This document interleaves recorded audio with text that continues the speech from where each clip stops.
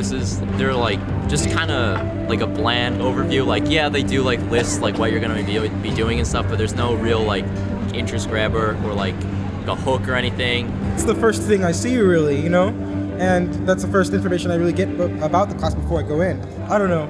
I think that if you were to take the time into it's kind of like a show of what's the word for it? Right, of them caring. I mean, at the end of the day, what we see is, this document matters. The thing that really matters is designing the course, but if I could just change the document, it also matters. But I've taught for many years, and I finally faced the reality that the students just don't read the syllabus. From IDEA, this is SoundIDEA.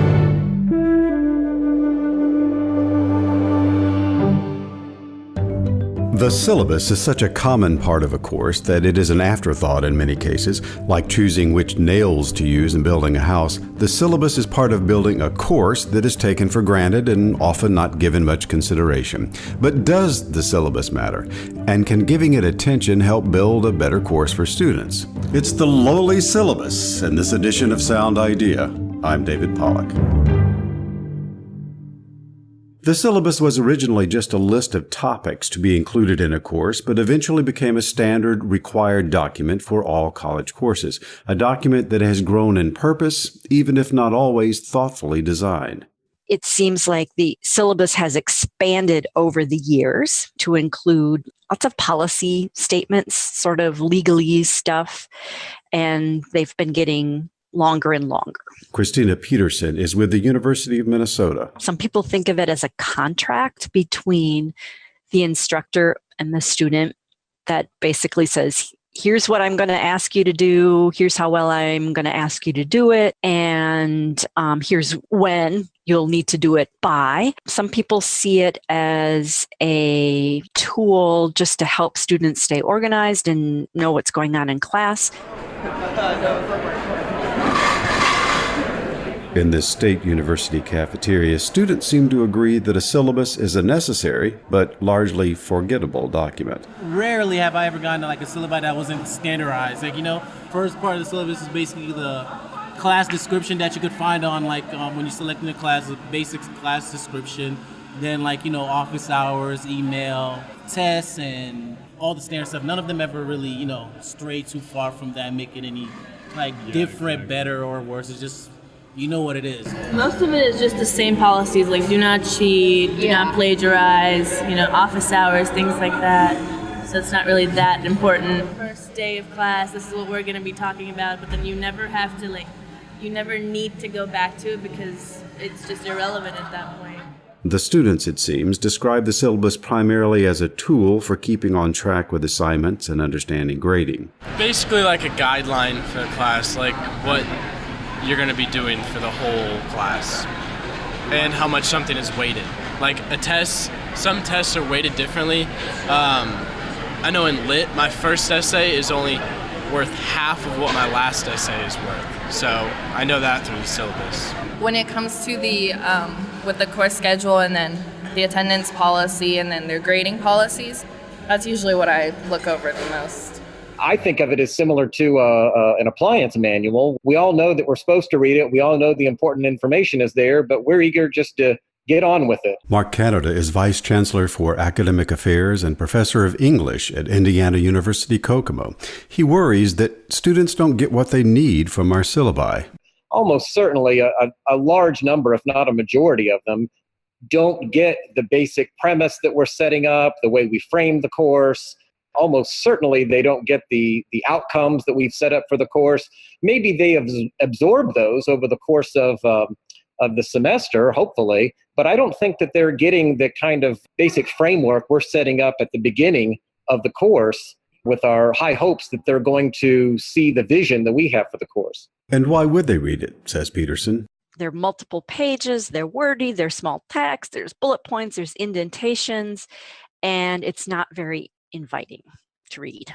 So a number of scholars have claimed for years that a well-crafted and well-presented syllabus can make a difference in getting students started off right in a course and just maybe be a tool for learning throughout the semester. Use the syllabus as an opportunity to frame the kind of learning experience you want your students to have.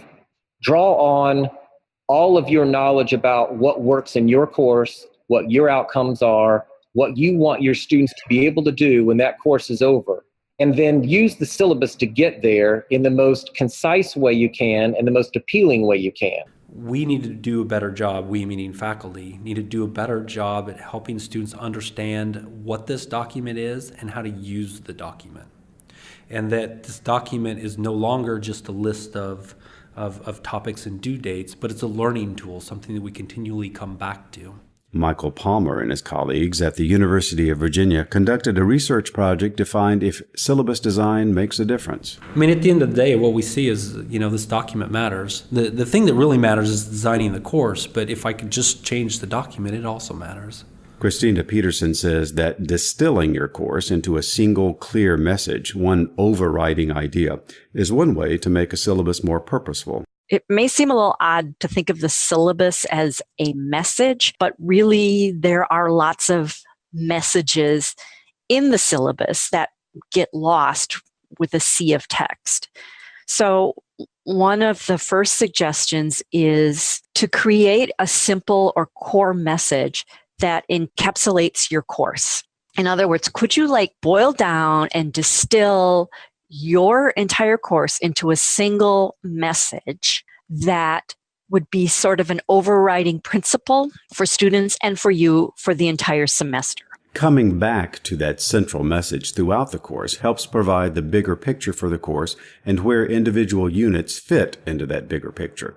Is the course about explaining why humans behave the way they do, or learning to communicate persuasively so you can get your message across? Whatever your course central message is should be clear in the syllabus. And making that message not only clear but compelling is an important part, says Canada. Craft it. Craft an introduction that will engage the students. When I teach a literature course, I compare what we're about to do to a road trip, like a road trip through American literature. And I try to dangle some things in there they're going to encounter over the course of the semester.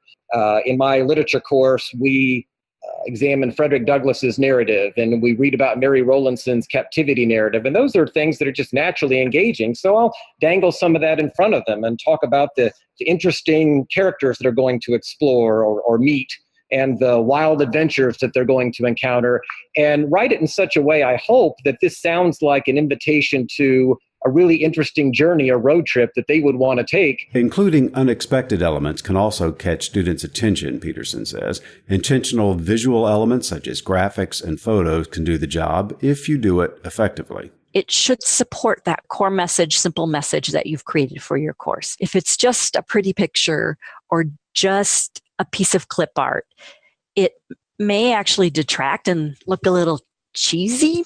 But if it's a picture that supports that core message, that can really be unexpected and get students' attention. And so a colleague of mine teaches a pathophysiology course, and what she has for a visual at the top of her syllabus are individual cells in culture.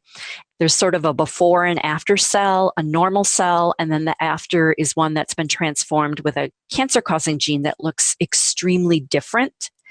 And that sort of sets the tone for her entire course. That pathophysiology means that something different is going on in tissues or in cells. So in addition to making the syllabus appealing and readable with clear messages, Canada adds that making the course seem relevant is an important way to motivate students from the beginning. Frame it up as something that they're going to experience and help them to see what they're going to get out of it. I mean, it's a simple way to think of it is, what's in it for me? And if they're wondering what's in this class for me, then we want to answer that question. And that might be helping them to see how the outcomes that they're going to get out of the class are things that will be really relevant to their careers, to their lives, to their parenting, to their citizenship, to whatever matters to them. And of course, that will depend to some degree on the course, but whatever course it is, there should be something in there that we think is meaningful. And this is our opportunity to frame it up in such a way that we're communicating that it will be useful and relevant to the students who are taking the course. But does all this effort at designing a syllabus really matter? Does it make a difference?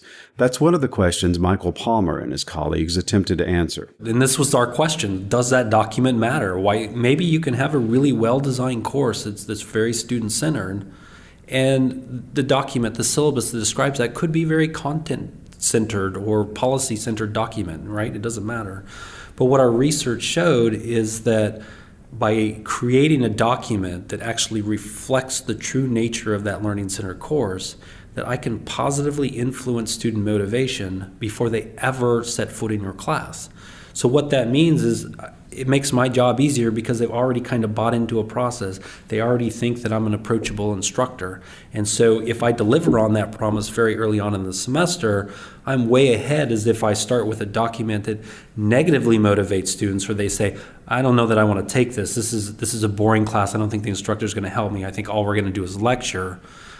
And then that instructor has a lot of work to do at the start of the semester to change that, if that indeed is a learning-focused course.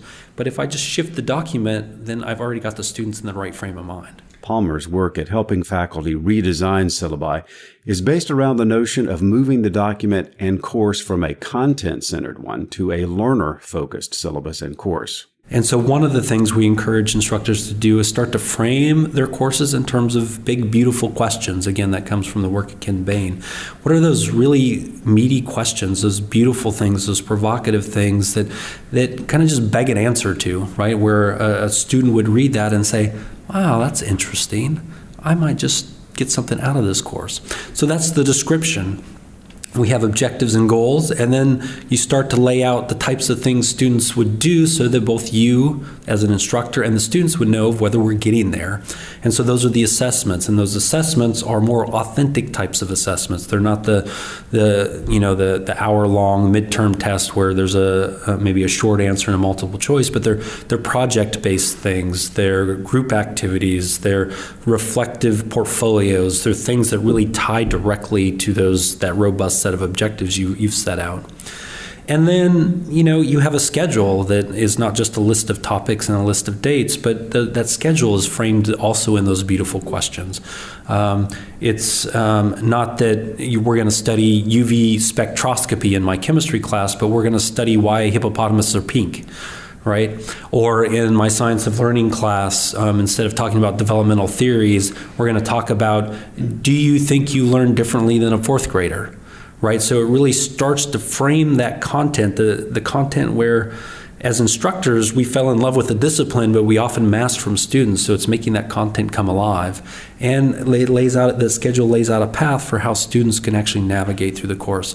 At the very least, Palmer and others say that making the tone of the syllabus more welcoming to students will affect how they perceive the instructor and the course. Researchers have looked at the tone of the document, simply replacing the student with you or we. And so research into what the power dynamics of those words are and what effect they have in students. And the research clearly shows that when you remove that power differential by even through just language and tone, it can have a positive impact on how students perceive the course.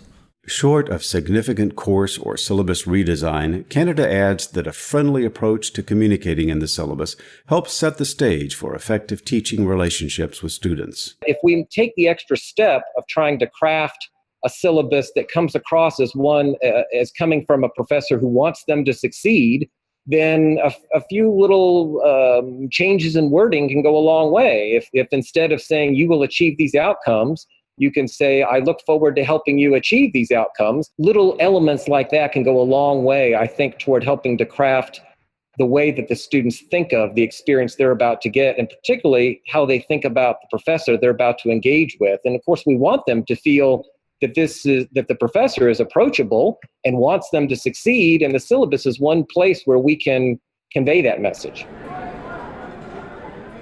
Back at the university, what do our students think about putting effort into designing syllabi? If I were to make an assumption, I would assume that the university sends out one syllabi and all of the professors use it, and they just put in their own things. They just put in their own schedules, contact information, and it's like one of the pre-made formatted things on Word document. You know how you can go to the pre-formatted MLA and you just type in what you need and it'll tell you what to put right there. I feel like that's what the syllabi are for the university. It's just very repetitive. You're reading the same thing over and over again. I mean, I've never personally been like amazed after I read a syllabus, like, wow, like this is like exactly what I'm looking for in a class. You've never cried? No, I've never gotten too emotional after reading a syllabus. I mean, I do think it's a good idea. Like, they definitely should be. Like, I feel like it would help a lot more, like, kids, like, get, like, mentally prepared for the class and be like, you know, okay, I'm, like, really interested and I'm ready to learn this stuff. But a lot of syllabuses, I mean, right now just don't do that enough. But like every syllabus that I've like encountered really has had like, you know, the kind of standard thing. I haven't seen anyone like organically make a, you know, like syllabus like by their own. And I think that, I mean, like to me, that's kind of, I'm not going to say it's a show of laziness on their part. I know that they have lives. They obviously have, you know, things that they need to do. But if you want to talk about in terms of like, you know, syllabi, in terms of like me being like engaged or certain thing, you know, certain aspects of me being engaged, it's the first thing I see really, you know? And that's the first information I really get about the class before I go in. I don't know. I think that if, you know, if you were to take the time into like it's kind of like a show of what's the word for it? Right, of them caring. You know, they put a little bit more time into these sort of things. Well, I don't really agree with that, just because I feel like they have more important stuff to work on than the syllabus. Like they're here to teach us. And like putting more effort into the syllabus doesn't really make sense, especially when kids aren't really going to look at it. So it's just a waste of their time. You may also be dubious about the value of putting effort into syllabus design, but it seems clear that one of the biggest benefits is the course design issues that a professor confronts when doing so, particularly if taking a full-blown approach to redesigning a course, as Michael Palmer and his colleagues at UVA suggest. You can find a link to their work in the resources section on this podcast page. But even little changes such as editing for tone or friendliness, crafting a central message, and making the syllabus more readable with visual elements can apparently help. You can see some examples and other resources on this podcast page. So what do you think? Is it worth the time to create a syllabus that is more student-focused? Are there better ways to communicate course policies? How do you get students to read the syllabus? Is the syllabus equally important in online and face-to-face classes? We'd love to hear your thoughts and especially your suggestions for creating syllabi and using them effectively in a course. Submit your comments on this podcast page so others can benefit from your experience, or send an email to our SoundIDEA address. For IDEA, this is David Pollack.